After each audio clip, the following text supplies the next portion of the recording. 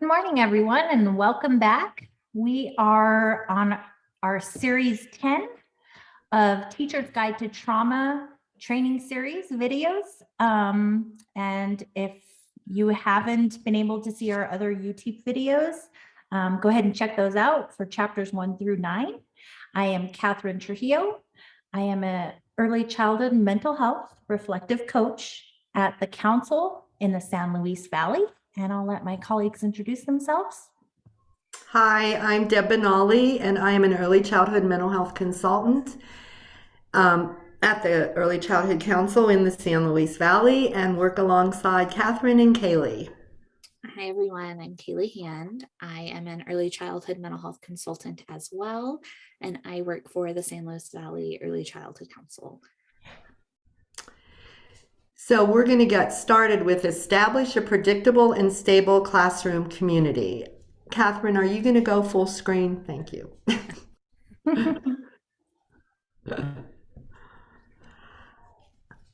Routines are essential. Can't say it enough. When you have a child who's already chaotic in their mind, when they wake up with the brain just chaos, like in chapter 9, having consistency and routines helps to organize their chaos. It's predictable and they know what to expect because these are kids that don't always know what to expect. Having a place to be where they know what the routine is can create such a difference in behavior and the establishment of relationships. Morning routines at home and in class allow children to know what to expect. Having a routine at home knows and shows children that, hey, we have a routine at home that we follow, and we have a routine in my class that we follow. Kids coming out of trauma don't always have a routine at home. So it's very helpful and essential that they have a routine in the class. For the classroom, post the daily schedule and refer to it over and over again throughout the day. Having something tangible that perhaps the child can move to the next activity so they can visually see, this is what we did, this is what we're doing.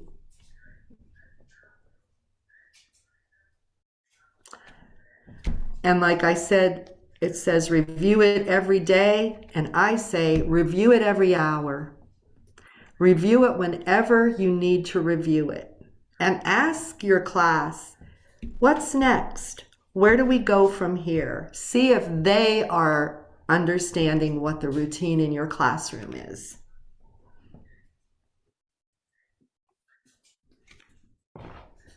This is very, very important. Let the children know in advance when there will be a change in the schedule. And so, letting them have that ability to expect change and become more comfortable with the idea of change. Changing from one task to another is a transition. It is important to keep those transitions consistent. A good example of this could be singing a song to go line up to go outside. The song can change, but the way the transition is done should stay the same. So knowing that a certain intro music means we're about to start singing, so that means it's time to line up for our transition.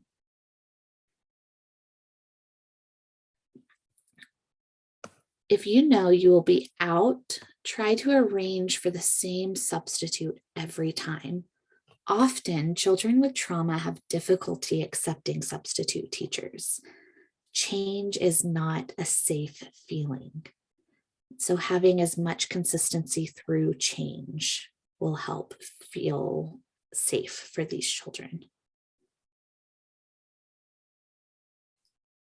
Children with trauma have a difficult time accepting substitute teachers because of the trust issues. They may move into a survival mode in the presence of a substitute teacher. Here is a picture of the survival loop. I will be completely honest, I can't read it. So I will just briefly mention that, the survival mode is the fight, flight, freeze response. And so there can be this moment of outburst or lack of interaction that can come from a child interacting with a substitute. And it's not coming from, I am a child with bad behaviors, or I'm a bad child. This is my fear response, so that I know that I am going to survive this adult who I don't know is safe or not.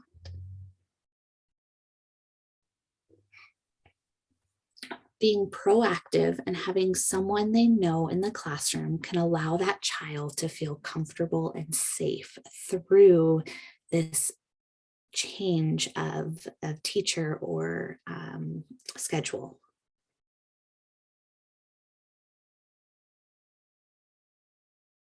Focus on prevention, excuse me, to keep a situation from escalating for the child. So this entire, excuse me, chapter is really prevention, right? Stopping it before it happens. That's our goal. Specifically communicate each day what the schedule will be.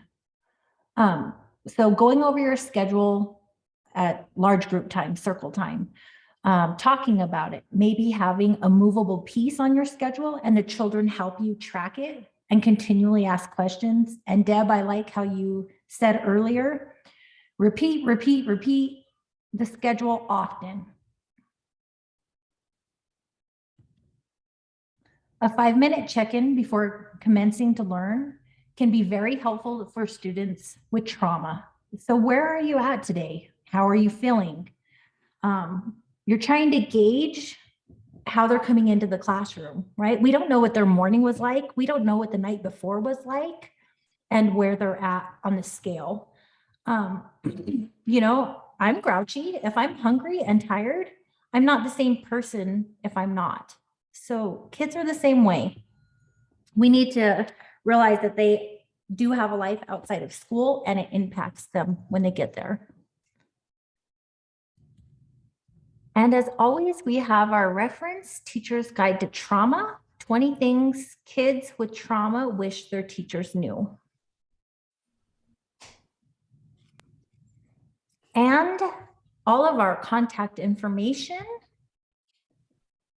We have our emails if you'd like to reach out, if you have questions, comments, concerns, if you'd like additional resources.